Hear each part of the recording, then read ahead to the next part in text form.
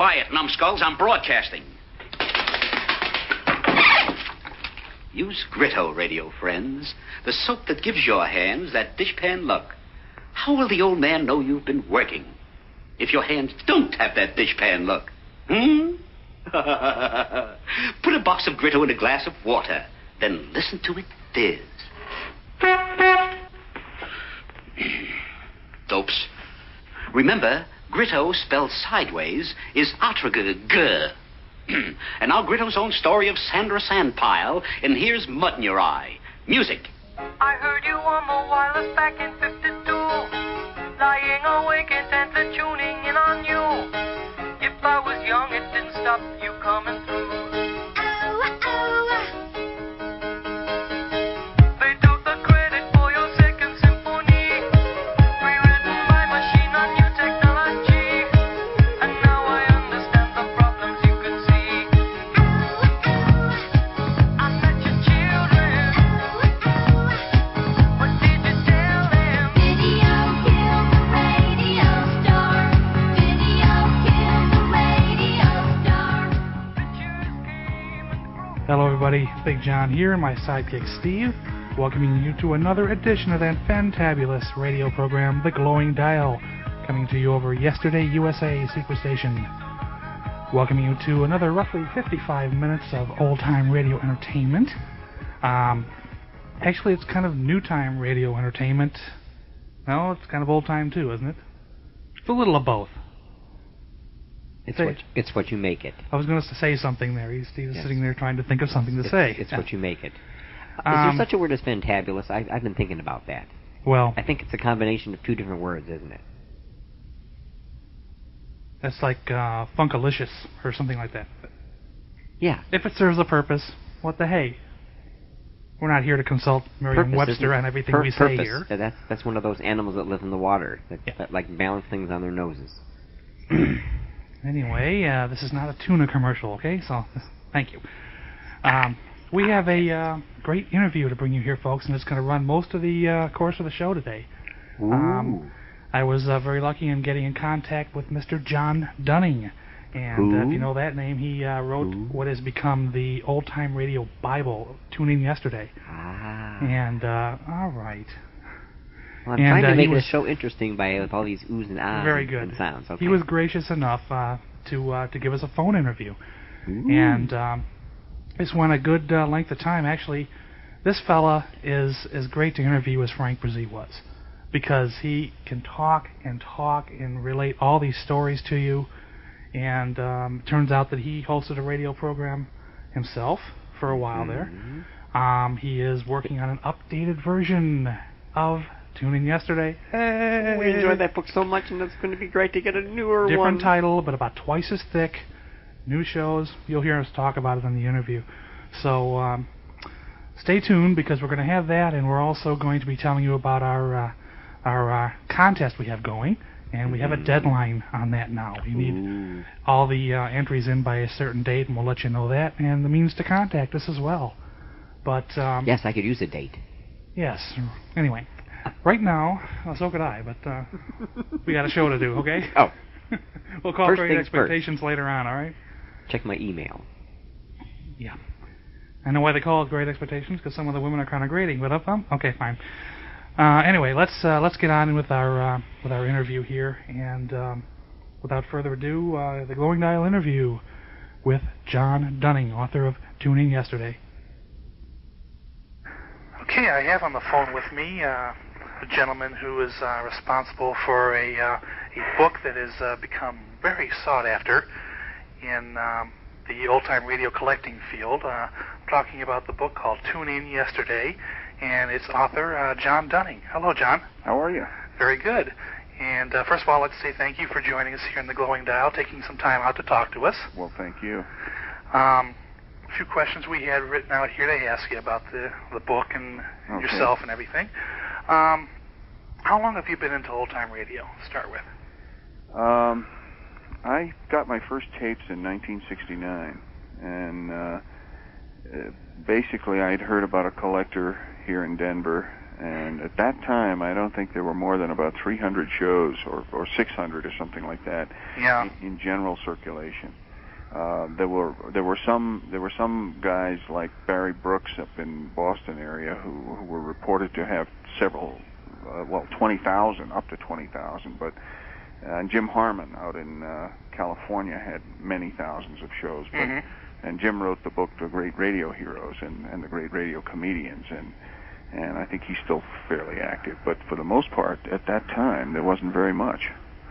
Well, it's grown considerably, because I tell you, when I got into it myself in my late teens, this would be in probably the mid-'70s or so, there wasn't a whole lot available to me at that point. Yeah. I got hooked on old-time radio with Orson Welles and the War of the Worlds. And, from thereafter, I was just trying to collect as much as I could. And at that time, I'm thinking, there's a few old-timers into collecting the old shows. There's not that many available, like you said, and boy, was I wrong. And what happened in the 60s, I mean, in the late 60s, is that the stuff that was around was generally very poor quality.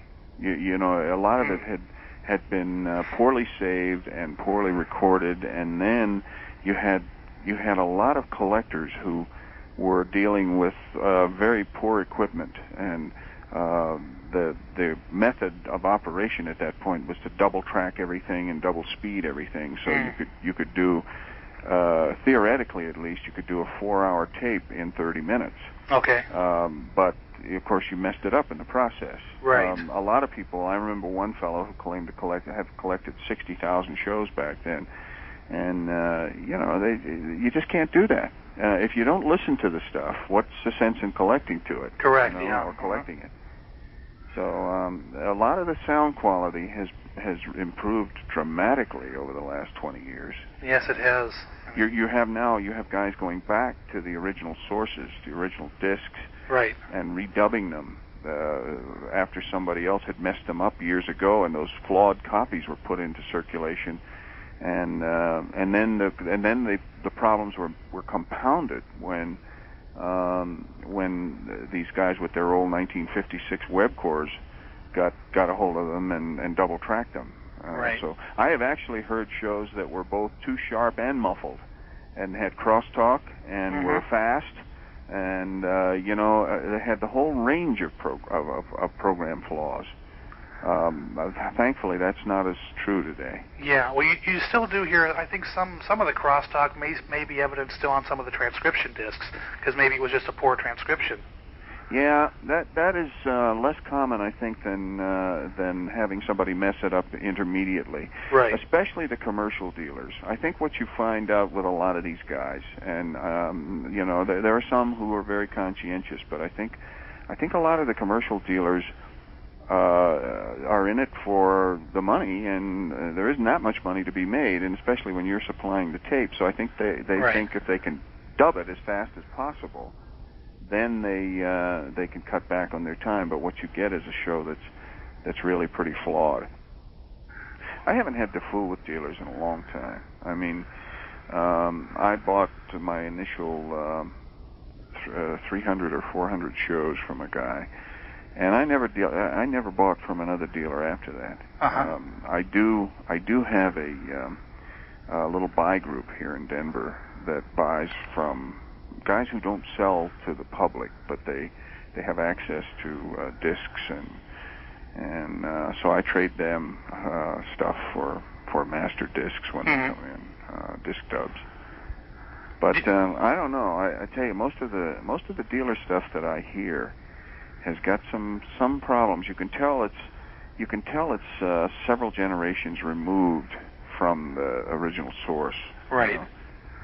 So, but it was a big thrill to hear this stuff again after all those years. I mean, I grew up with radio.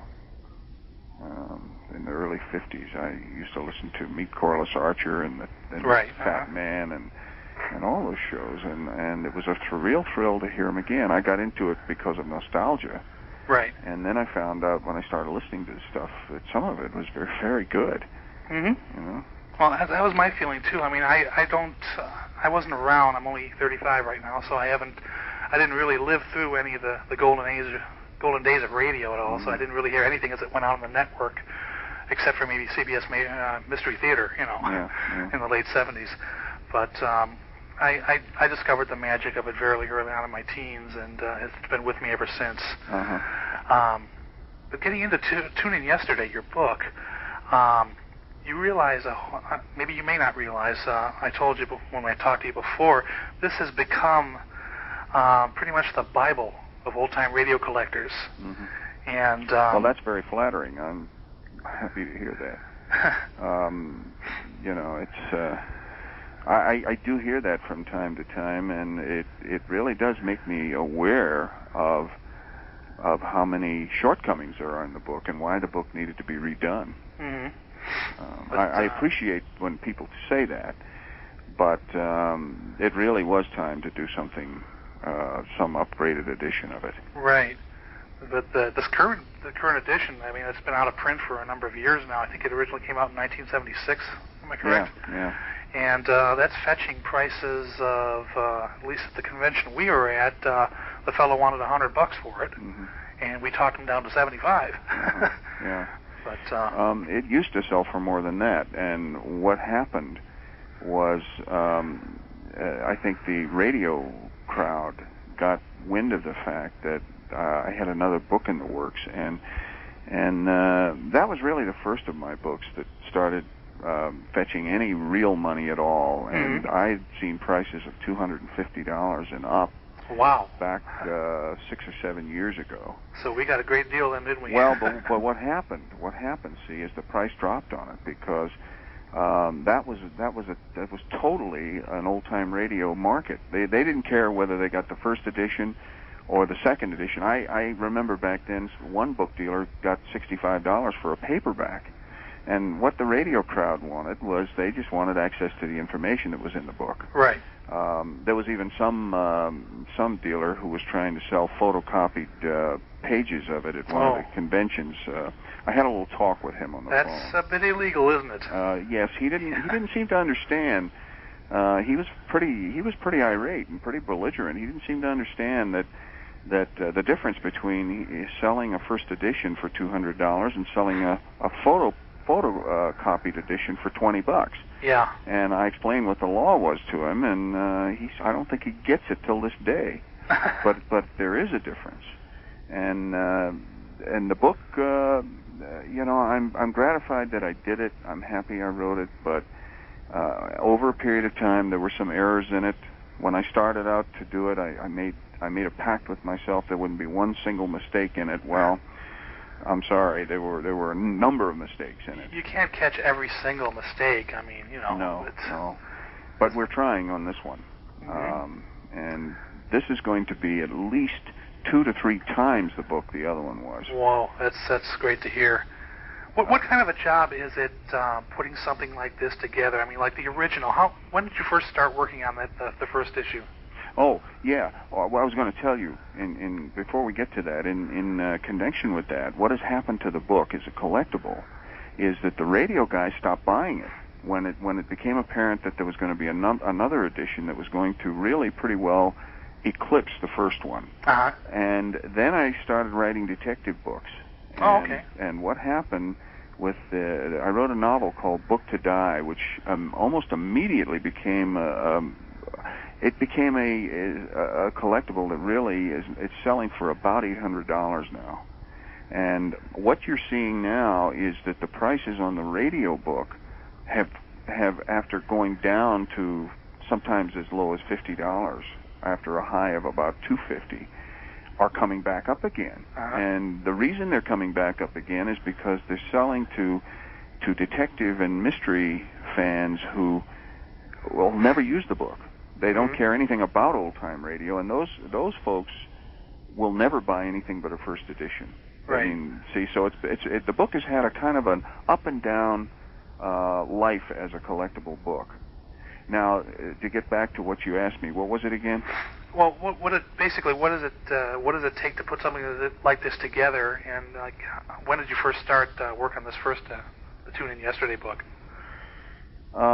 It takes, to put it together, it takes infinite patience and time, and I'll tell you how that came about if you've got time. Sure. But how I decided to do it.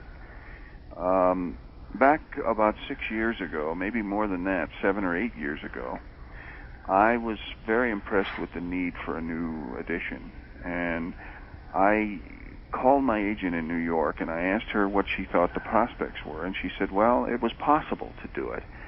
And at that point, I wrote out the entries. I wrote a rough draft of the entries that I would put in the letter A, and the letter A alone ran 200 manuscript pages, and it contained shows that were not in the first edition at all, like the Atwater Kent Hour and the A&P Gypsies and many shows out of the earliest years of radio. And she marketed the book to many, many publishers in New York. Couldn't get any interest because the thing obviously was going to be a huge project, and we got turned down by just about everybody.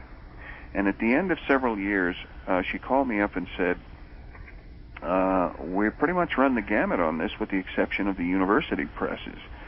And she said the real ones are Oxford, Princeton, and Yale, and you know what the chances are at places like that. I mean, these places are very difficult to crack into. And I said, well, what have we got to lose? Let's send it to Oxford, which would have been the ideal publisher for it. I should have sent it there first. But lo and behold, Oxford upped and took the thing. They just said, we would love to do it. And we were back in business, and then I had to produce the book. And it has taken me, I just would not have imagined how much time. I sat down and I went through probably 300-400 issues of Radio Guide that were sent to me by other collectors. I Xeroxed all the articles and collated them into a kind of a vertical file, like when you get, and then I had a big long run of Radio Life. Radio Guide, I also Xeroxed the radio logs at the end that tells what was on the air and when and what time and who sponsored it. And so at the end I had literally a box of logs, and I had 2 or 3 filing cabinets full of articles. So when you come to a show like the Edgar Bergen Hour, you might have 20 pieces in there, 20 articles, and then I wrote it just that way. I just went alphabetically, and when I got there, I read the 20 articles or 30 or whatever there was on Bing Crosby or Edgar Bergen or anything, and then I wrote the piece and listened to some shows, and that's the way I did it. And when I got done, I had a manuscript of 3,600 pages, which I sent to Oxford, and when I sent it off, I kind of rolled my eyes at the heavens and said, the man is going to think he's dealing with a lunatic. When he's going to open this box, roll his eyes, and said, my God, I've got a madman on my hands, and he's going to seal it up and send it right back. Luckily, he didn't do that. That's good. I had never even heard from the fellow. I mean, I had been 2.5 years, 3 years on this project. I'd never had a letter from him. All of his dealings were with my agent in New York. And when I sent in the manuscript, she sent it over to him. She called over first and said, I got to warn you, this is big. And they said, well, how big can it be? 1,000 pages, 2,000? And she said, keep going. And when he got it, he had it for a long time, several months. And then I got my first letter from him, and basically it said, well, this is very fascinating material, but my God, how long is this thing? And he just kept reading. And he wrote me one letter, and he said, the Bob and Ray material is fascinating. It's just wonderful stuff. And basically all I did was tell how they got together at WHDH in Boston, and then I talked about some of the routines they did on the air. And finally we get down to brass tacks, and he said, well, I wish it were possible for us to publish this, but we have to keep it to 1 volume. That's a cardinal rule for this book. We cannot go into a second casing on the book. Right. And so he said, our maximum price for this book, our folks tell us, is going to be $49.95. And in order to do that, you're going to have to make cuts totaling at least 15%. Wow. And I took a look at the book, and I wrote him back, and I said, there is no piece of writing that I can't cut by 15%. I'll do it. And I'm not a computer guy. That meant running the entire manuscript through my typewriter again. And so I started about 2 years ago, and I started all over again with the letter A, and I virtually rewrote the book. I literally rewrote the book. So you must have been typing 24 hours a day, or Well, close to it? You see, the thing is, in the meantime, Book to Die was published, and it became a very hot book, and they wanted a sequel. So you're right, I was writing all day long because I was doing a mystery novel at the same time. Okay. And I was working like 14-hour days, and I would come up and literally the world would spin. And it's not healthy to write like that. Right. And so at the end of of the 2 years, what I had given him was a very loose, baggy manuscript, and I had given him at the end of the 2-year rewrite a very tight, mean and lean 2,100-page manuscript, which is still sizable, still a big book. And you know what really makes me happy about the thing is that, in getting that book down to 2,100 pages, I didn't lose any substance. And if I talked about how funny Bob and Ray were and gave 7 anecdotes to that effect, I cut it to the best 3. Right. And that's how I cut the book. I didn't cut any significant stuff out of it, and I got it down to a good, tight book. We arrived on a format that it'll tell all of the broadcast history and who was on, who played it, and then there's a narrative section that talks about the impact of the show. It's got articles in it, like it's got a 8 or 10 page section on band remotes, which wasn't in the original. It's got a section on religious broadcasting and news broadcasts. Okay. And when I say band remotes, I'm talking about there's a history of band music on the radio. Right. Same thing for news shows. It's got a section on the Metropolitan Opera, which wasn't in the first book. Okay. And on sports broadcasts. So I think that if you have a question that this book doesn't answer, I don't know it. So I'm satisfied with the book now, and I'm ready to let the next level of knowledge, or whatever you want to call it, be done by somebody else. Okay. So, Well, I mean, it certainly has been an exhaustive work for you, and I know you're very much respected for doing all this. Well, I appreciate that.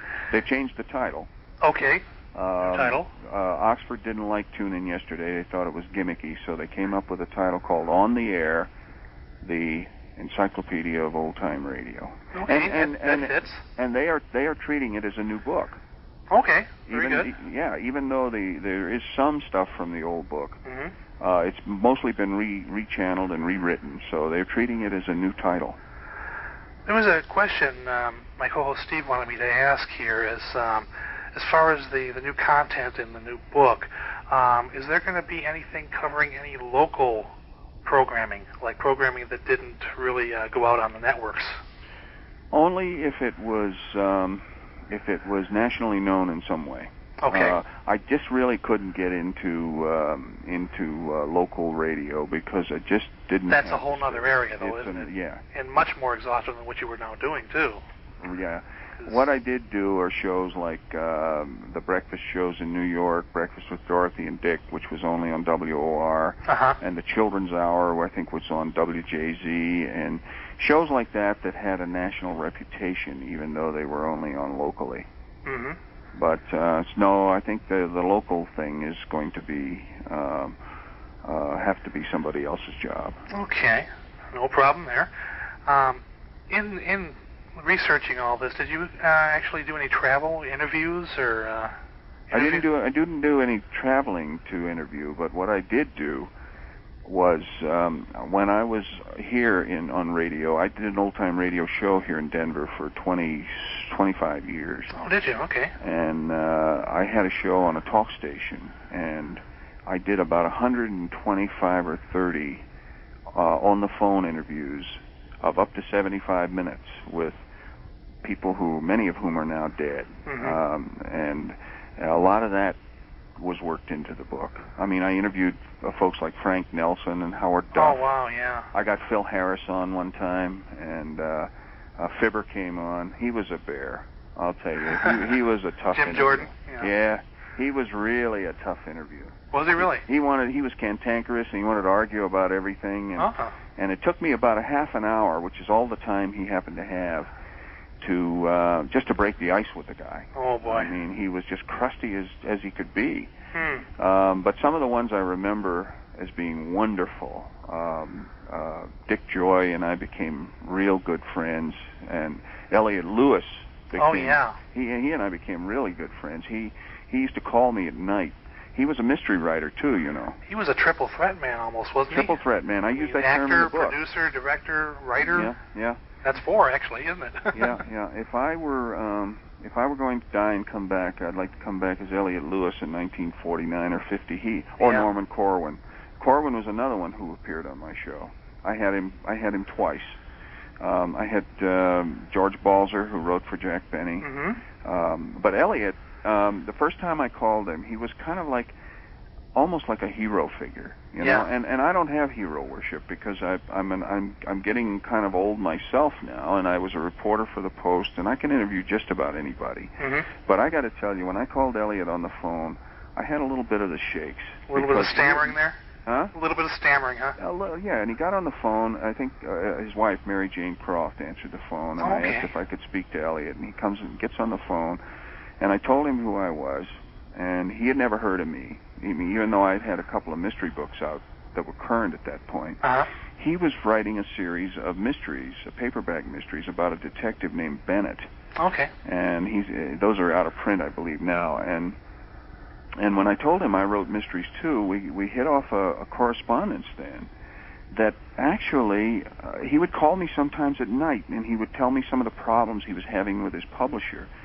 And when I asked him to come on my show, he said sure. He said, he said, can I talk about my books? And I said, you can talk about anything you want to talk about. And the first interview I had with him, we just went through about 45 minutes or an hour and just talked about things like Wells. He was on some of the Mercuries, and he did. I talked about. I kind of steered away from Kathy Lewis. Yeah, he was married more than once then, wasn't he? Yeah, well, I didn't realize it was Mary Jane Croft was also. He was also Mary married Jane to her at Croft one point. was his wife for the last. She's been his wife for the last 40 years. Mm-hmm. But back in the 40s and 50s, he and Kathy Lewis were known as Mr. and Mrs. Radio. Yeah. They did a lot of stuff together, didn't they? Well, they did Kathy and Elliot on Stage, which I think was a great show. Mm-hmm. And she was playing Jane on My Friend Irma, and right. she was doing a lot of Sam Spade and a lot of suspense. He was directing suspense. He was doing Phil Harris, Alice Faye show, and he was also writing, producing, directing Broadway Is My Beat and crime classics. And you know, he's a busy man. He was a busy man, and so I know that he and Kathy had a kind of a bloody split up, and it was not really great. And when I called him back and asked him to come back again, I said, can I talk about Kathy Lewis? And he said, you can ask me anything you want to ask me. And he says, I don't know what I'm going to say, but we'll find out. Mm-hmm. And he got on the air, and I said, what can you tell us about Kathy Lewis? And he said, she was full of secrets. And I said, really? And he said, yeah, and he said, for all of the Mr. and Mrs. Radio stuff, for all of the fact that we were kind of considered such a romantic team on the air, right. He says, I can barely remember what she looks like. Ooh. And I just thought, boy, that's fairly poignant, Yeah. Another one I got was Paul Frees. Okay. Uh-huh. And I don't know of anybody else who has interviewed Paul Frees. He was a very formidable presence on the phone. I got his number from somebody, and I called him, and he answered the phone and said, yes, just like that. And I told him who I was, told him I wanted to interview him, and he said, the essence of it was, why should I do this for nothing? And it wasn't quite like that, but it was almost like that. And I told him that I just thought he had a lot of fans here, and I'd like to have him talk to them. And he said, well, I'll tell you what, if you call me at that time on Sunday, and if I'm here, I'll talk to you. And I thought, okay, I'll take that chance. So I called him on Sunday, and he was there, and within two minutes, we had broken the ice, and he was just wonderful. Well, that's interesting. Just great. He was so much better than some of the others who they put a barrier up between you. Yeah. But he had talked about radio and about himself and Bill Conrad on Escape, and I asked him, how did it feel to have $1 million voice, and he said, "Oh, you mean we've been downgraded, huh?" And it was nothing bashful about him, I'll tell you that. Okay, yeah. And Parley Bear came on. Wonderful, wonderful man. I became quite friendly with him. I sent him some of his shows. A great guy. I had Janet Waldo and Sam Edwards both on together, talking about playing Corliss and Sam and Dexter back in the 50s. So it was fun. Do you still have any of these interviews? Oh, I kept them all. Wow. I kept them, and I sent them to the Broadcast Pioneers Library in Washington. And most of them ran an hour. Some of them ran. I had Steve Allen on, and we would go nonstop because I was on Sunday afternoon, and I had no commercial time to break. I had a few commercials once in a while, but Steve Allen, I think I talked with him for 75 minutes, nonstop, and there may be a market for those. Have you ever thought of that? Well, there may be, but my understanding of the copyright law is that I only own half of them. And they own the interesting half, which is their side of it. I see. I would have to get their permission to use a lot of legalities involved in that then. Yeah. But at least they're great memories for you, though.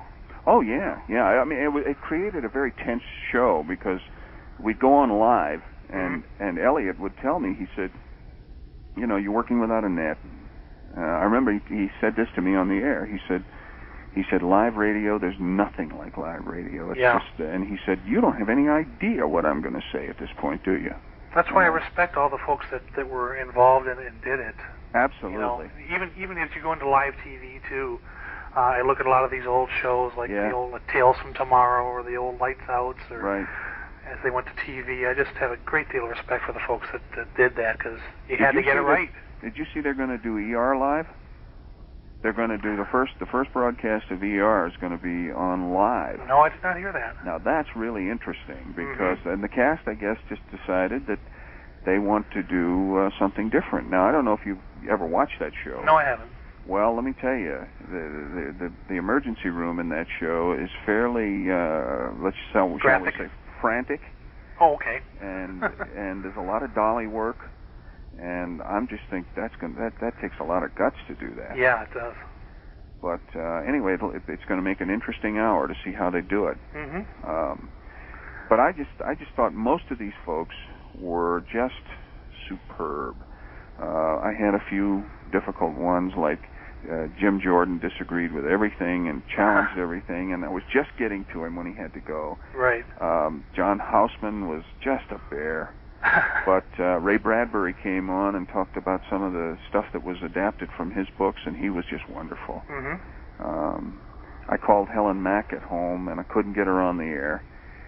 She was one of the great women directors in radio, and I tried to cajole her into coming on with me, and she said, I really can't do this. And she said, I can't talk about those days.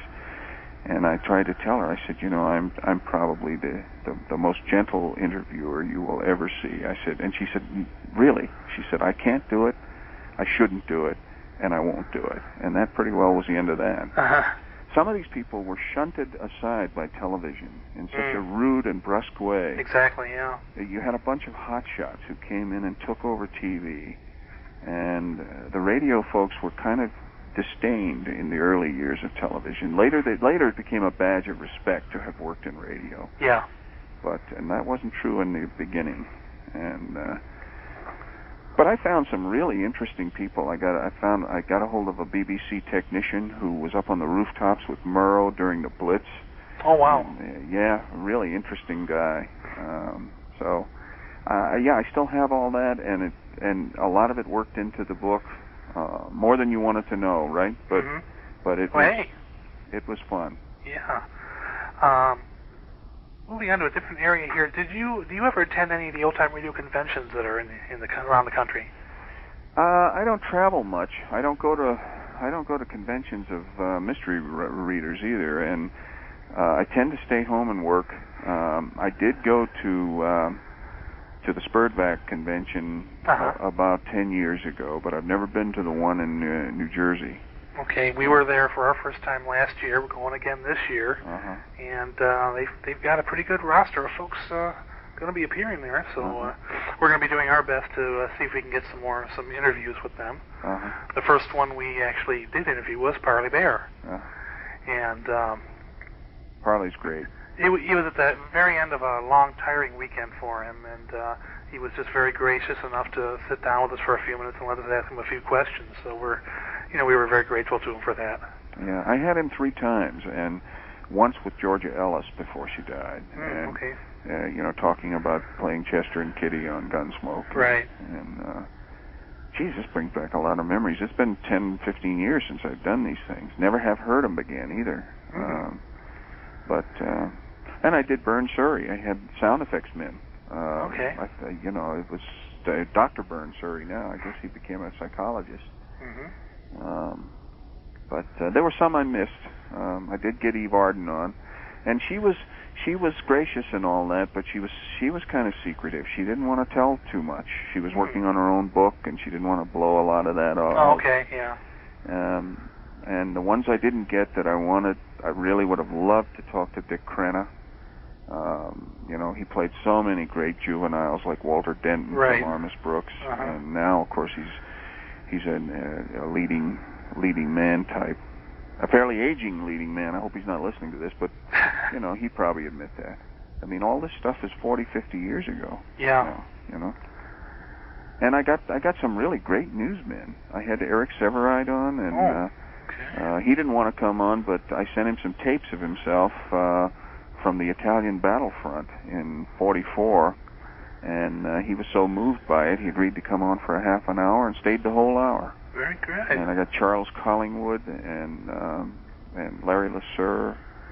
So my interests in radio and my show were rather broad-ranging and sweeping. I wasn't confined to just the shoot-'em-ups or the escapes. I know some people, if it's not Escape with a bunch of ants eating somebody alive, they don't want to hear it, Flanagan versus the Ants, yeah. Yeah. One of the things that's just come out fairly recently is a big long run of Information Police shows, which I think is one of the great shows of all time, and America's Town Meeting of the Air. Those are panel discussions, but during the most volatile times of our history, and some very heated things came up on those shows. Really interesting history on those things. Yeah. All you have to do is ask me a question, and I run on into the afternoon. So you just sock me side the head and say, "Shut up," when you've had enough of this. I wouldn't dare. What is? Do you have a projected issue date of the book? Oxford thinks they're going to have books in the office by sometime in January, which would make it a March release. I don't think that's going to be possible the way we're going on it, because I have just now finished turning back to them the first 188 pages of proofs, and I still have something like 650 to 700 to read, and we still haven't finished reading the manuscript yet. So I think it's probably going to be later in the spring, but it'll be early. It'll be the first part of next year for sure. That's good. Everybody says, "Why does it take so long?" The reason it takes so long. Try doing it. There's a good answer right there. But the reason it takes so long is because basically you've got one guy, me, writing a book the size. If you see those Oxford companions to English literature and things like that, those books are usually done by 30 people. Right. And I'm not kidding. I mean, there's usually 2 editors with about 15 to 30 different writers. And I've written this book now twice, and I keep telling everybody it's not Oxford that's so slow, although they are too. It's me. I've taken my time. I don't want to have to look back at this book in 15 years and say, "Geez, I wish I had done it. I wish I'd taken a little more time and made sure that was right." Right. I want the mistakes that are in the book. If there are going to be mistakes, and in a book like this, you pointed out yourself, you can't help but have some. But I want them to be honest mistakes, just things that I couldn't have known, rather than things that I didn't find out because I was too much of a hurry to get it finished. And Oxford feels the same way. I've never dealt with a publisher like them. Their attitude is, we don't care when we publish it. So usually when you getting a book published, they can't wait to get it out. But Oxford wants it to come when it's ready, and I respect that. Well, that's good. We're all going to be looking forward to it, let me tell you. Well, I hope you like it when it comes. Or we are looking forward to it right now. Let's put it that way. So But at least we am have I. at least we have the original issue to keep us entertained until the other one comes out. Yeah. But, It's been a long haul, and I'm ready for it to be done. And what you have to do at the end of things like this is to not weaken and do something stupid just so you can get finished. Right. You know, you have to take your time and read those proofs and make sure that the digits are right, the dates are right, as much as you can. Mm-hmm. You know, there are some dates that are never going to be pinned down. You're familiar with the log Jay Hickerson did. Oh, yes. That came along just as we were finishing ours, and it was a great help in double checking our dates. Mm-hmm. And in correcting a few of them. But we're still going to have probably 50 to 100 discrepancies with Jay, and I wrote and told him in the course of telling him, by the way, you have done an enormous service with that book. I mean, there's information in that book that is so arcane and so difficult to come by. But we're going to have some discreps, and that's going to be natural with books as big as mine and as big as yours. Mm-hmm. A nice man. He wrote me back and said he appreciated that, and he thinks I'm probably right about it. Mm-hmm. Well, he's the one that runs the Friends of Old Time Radio Convention out in Newark. You probably knew that. Yes, I did. And we probably going to put in our request and maybe see if we can get him on and talk to him about his achievements. Yeah. In the convention and all that. We had a fellow who helped both of us, Ray Stanich, and Ray was an amazing man in terms of diligence. He would get in that New York Public Library and just root through microfilm. Uh-huh. And Jay, I think, has been very candid about the help that Ray gave him, and I have too. A lot of the same stuff that Ray did for Jay, he did for me. He sent me logs, and he sent me. He became great friends with the people over at CBS. CBS, by the way, has a programming division which is still very active, and you can call over there. John Behrens, who has been of great help, can find dates and spellings of names of people who might have slipped through the cracks otherwise. But it was Ray Stanich who did a lot of the footwork for Jay's thing and for mine. Well, then we owe him a great debt of thanks too. Then he died. He died about 2 or 3 years ago, and it was the funniest feeling because he died on the subway, I believe.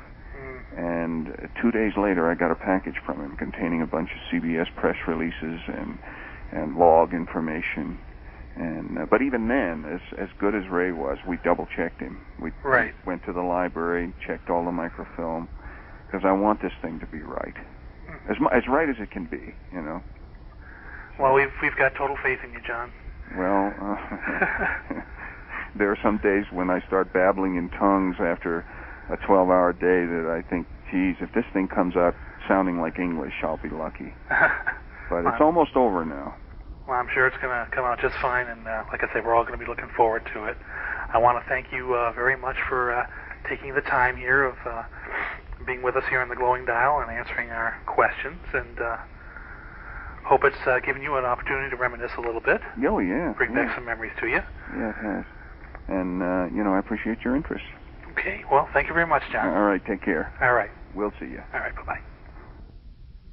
Hi there, this is Bill Bragg, the man with a million friends, and you're listening to The Glowing Dial with my good friends Big John and Steve, right here, right now, on Yesterday, USA. All right, folks, we're back. That was a interview we had with John Dunning, author of Tune In Yesterday. Wasn't he an interesting person to interview? My God, yes. Like I said, we so could full of information. We could have talked to him for hours. I mean, we could have made this a 2-3-part show if we wanted to. But did you want a $100 phone bill?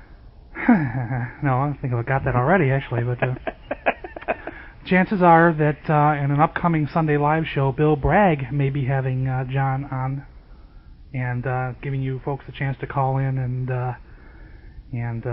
ask questions of him. So Different stay tuned ones, for, yeah. for that. It's a Not the same possibility right questions. now, nothing definite, but stay tuned for that. We have a contest to tell folks about quickly here, Stephen. Yes. And that is...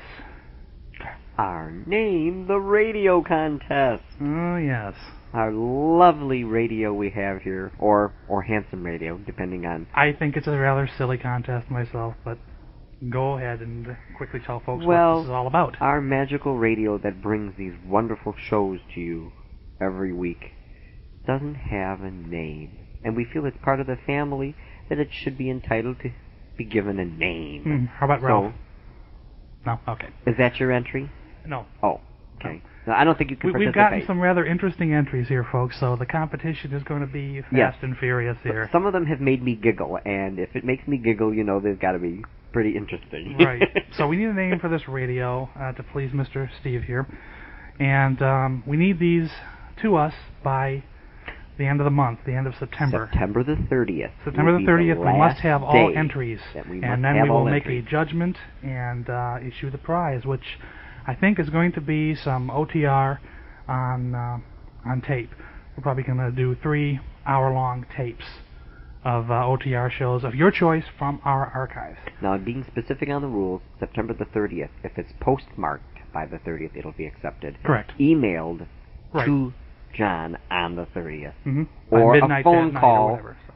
received by answering machine Very on good. the 30th or before will be acceptable. Any of You those. got it. Now, here's the way to contact us, folks.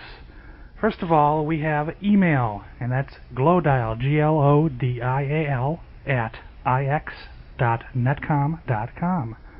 And there's also telephone, area code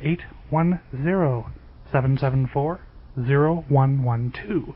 You'll hear Steve's lovely recorded voice and just leave a message. He checks it every day. Yes, I And do. the mailing address is changed now, folks. Ooh, there's a Since change my here address now. has changed, so has the mailing address for the Glowing Dial. It is now 29121 Lund, L-U-N-D, in Warren, W-A-R-R-E-N, Michigan, 48093.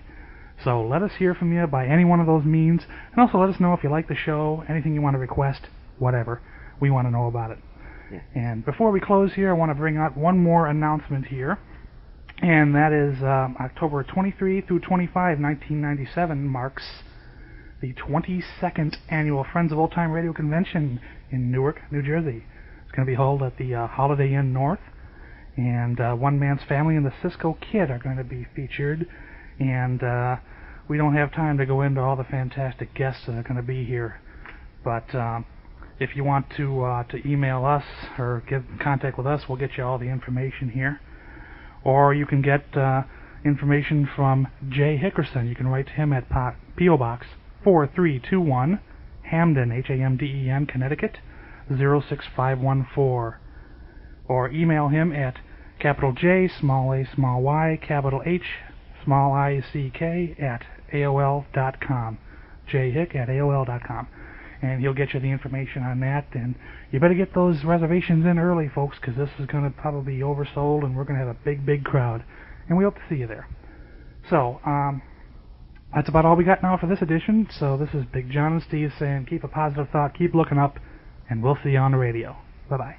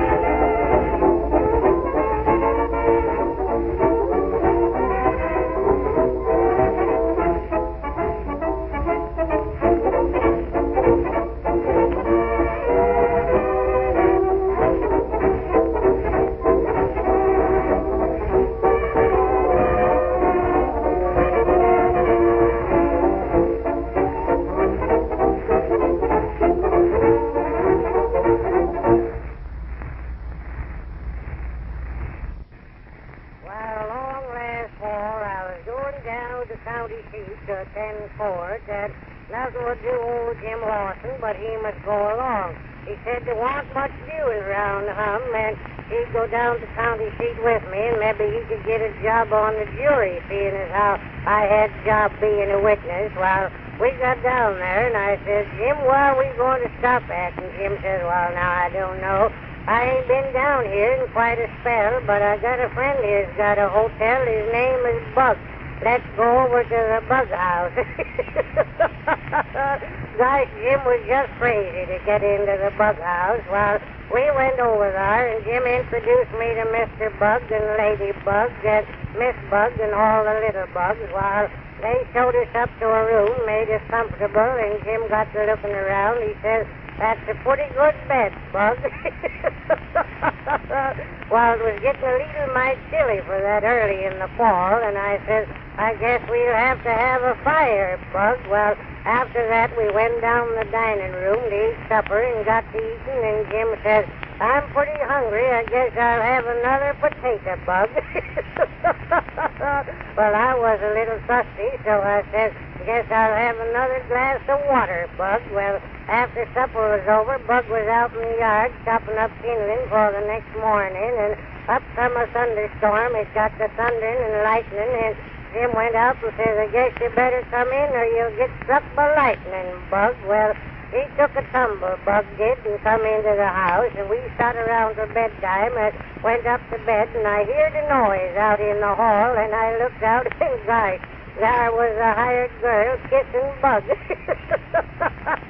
And I just come to the conclusion he was a pretty sly old Bug. Well, next morning I went over to the courthouse, and they put me on the witness stand, but lawyer said he couldn't accept my testimony because he heard that I had just got out of the Bug House. Well, I got ready to go back home. I went over to the hotel after Jim, and sheriff was there, and he said the way Jim had been carrying on, he guessed he'd keep him in the Bug House.